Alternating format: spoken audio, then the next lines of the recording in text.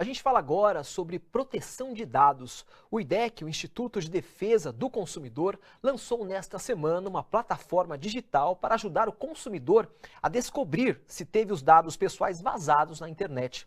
A prática ilegal tem crescido no Brasil, onde não há legislação sobre o assunto. Veja na reportagem de Leandro Chaves. Sabe aqueles testes que rolam na rede social para saber quem você seria na sua série favorita, qual ator você é de Hollywood ou como vai ser sua aparência quando envelhecer? Eu sei, bate uma curiosidade, é tentador, mas não caia nessa não. Isso é só um truque para terem acesso aos seus dados. Um caso muito grave de várias aplicações de internet ou jogos que são falsos, na verdade só servem para coletar dados pessoais das pessoas e revender para terceiros e não tem um controle desse mercado. O caso do quiz do Facebook, que é famoso, ele seria simplesmente um joguinho para você combinar e ver se uma foto sua aparece com alguém famoso.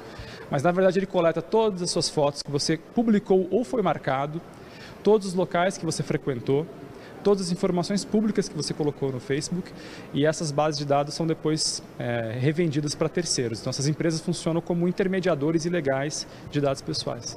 Descobrir se você foi uma dessas vítimas da internet agora ficou bem fácil. O IDEC lançou uma plataforma digital onde é possível checar se você teve os seus dados vazados.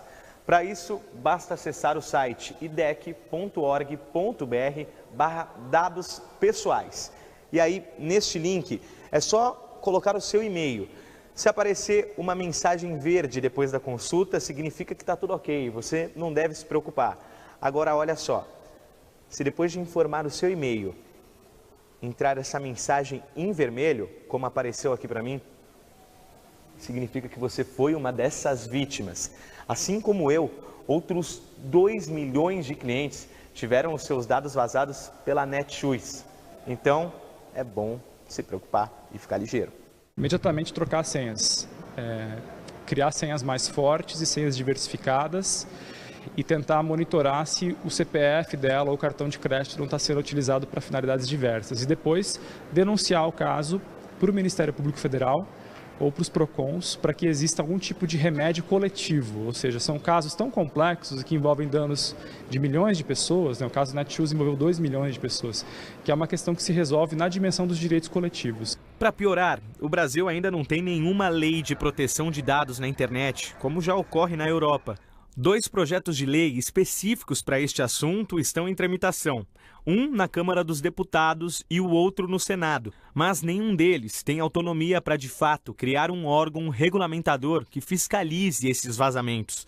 Hoje, o trabalho voltado para a proteção de dados da população é realizado por órgãos de defesa do consumidor, como o PROCON e o IDEC, por exemplo. A nossa campanha é para que a legislação seja refinada, né, e votada ainda esse ano, para ser aprovada, para entrar em vigor no ano que vem.